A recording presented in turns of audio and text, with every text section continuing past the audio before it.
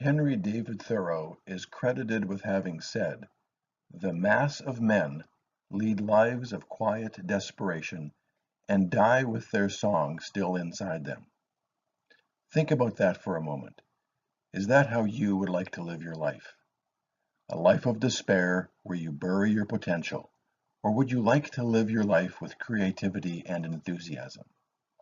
It is as if we have this overbearing, heavy weight in our chest that communicates that something very important is just not right.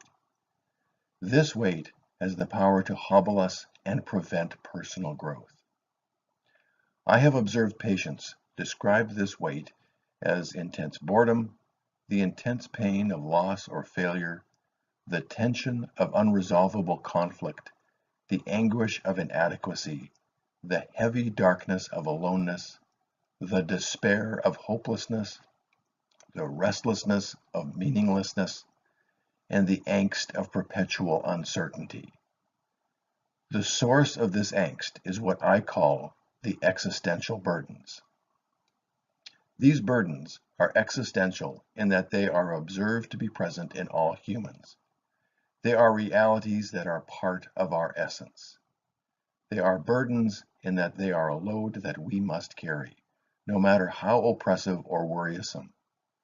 Every moment of our lives is pregnant with the potential for an existential crisis. That moment when we become paralyzed by questions regarding our life. Does our life have any meaning, purpose, or value? We are at some level, deep within our being, aware of this potential and the impact it could have. We do our best to keep a lid on it through distractions, actions, denial, and superstitions. We live in an age of widespread existential crisis, where that man of quiet desperation is ever present and at times not so quiet. If we are to have any hope of living a full and meaningful life, we need to address the following existential issues: the burden of isolation, the burden of meaninglessness, the burden of responsibility, the burden of mortality, and the burden of spiritual emptiness. If we do not address these areas, we'll be ensuring that we will be one of the people Thoreau describes as living a life of quiet desperation. Yes, we may have fleeting moments of elation, but are more likely to have seasons of despair as our distractions are discovered to be inadequate. These existential burdens are a powerful force. If left unaddressed, they can lead to despair, greed, bitterness, anger, depleted resilience, and lost potential. If, on the other hand, these areas are acknowledged, accepted, and addressed, they can be a source of unbelievable energy, creativity, and spiritual awakening. If we desire to be the vibrant, creative humans that God intended, then we need a plan for dealing with these deeply troubling issues. This presentation is an introduction to the 5 existential burdens. In subsequent presentations, I will take a look at each one separately with a plan to lessen that burden. In Psalms 39, verse 6, we read, "We live our lives like those living in shadows. All our activities and energies are spent for things that pass away. We gather, we hoard, we cling to our things, only to leave them all behind for who knows who." Do you feel you are living in a shadow? Like life has passed you by. You work hard, consider others, act justly, are compassionate and empathetic, yet it is all for what? You still feel alone and useless with no clear purpose. We are all aware of this potential for an existential crisis and the impact that it could have. Instead, we do our best to keep a lid on it and live our busy lives disconnected from each other, confused about our purpose and abandoning our potential, feeding our desires and starving our soul. So what are these powerful burdens that affect all men? Firstly is the burden of isolation. Isolation and the reality that even though we live in a world of many others, we often feel and are very isolated and alone. This isolation can be experienced at different levels. Interpersonal isolation, where we feel physically isolated from others. It can also be experienced as intrapersonal isolation, where in the presence of even good, positive relationships, there are areas where secrets exist, and there's a felt distance in those relationships. There is also existential isolation, where it is not possible to ever fully experience the subjectivity of another human being. In other words, nobody really knows me, and I don't really know anyone else. We live with a fear that if we are known for who we are, we will be rejected. We need to be aware of this reality, be willing to explore its significance, and accept it for what it is. It is also important to realize that everyone else experiences this same sense of isolation. We live in a crowd of isolated individuals. Another existential reality is the burden of mortality. We are all going to die. Our eventual death is an issue that all human beings face.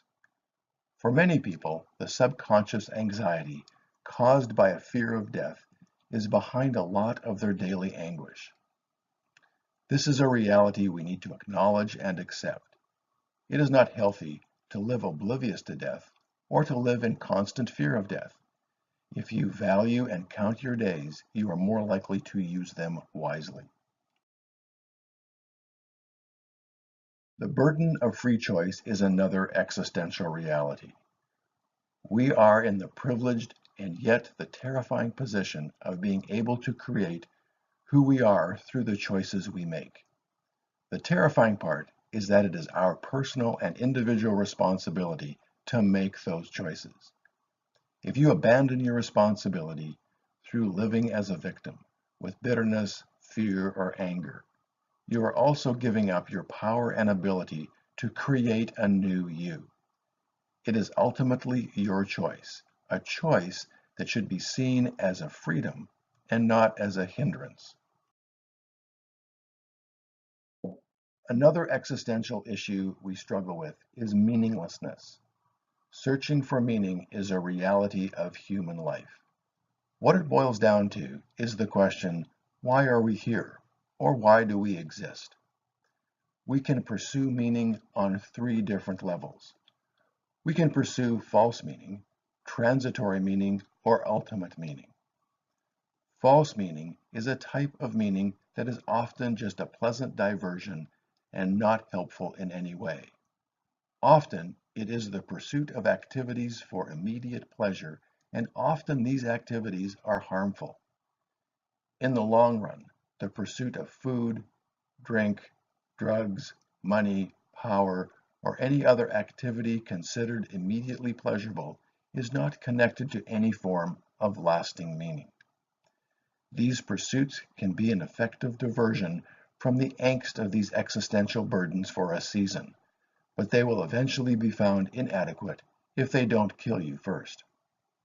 Transitory meaning is where the pursuit is not destructive, but neither does it give any lasting meaning or purpose. Developing skills, achieving success, receiving an education, pursuing healthy interests may not cause harm. They do keep us busy and distracted, but do not provide any ultimate or lasting meaning. The kind of meaning that would satisfy this existential burden.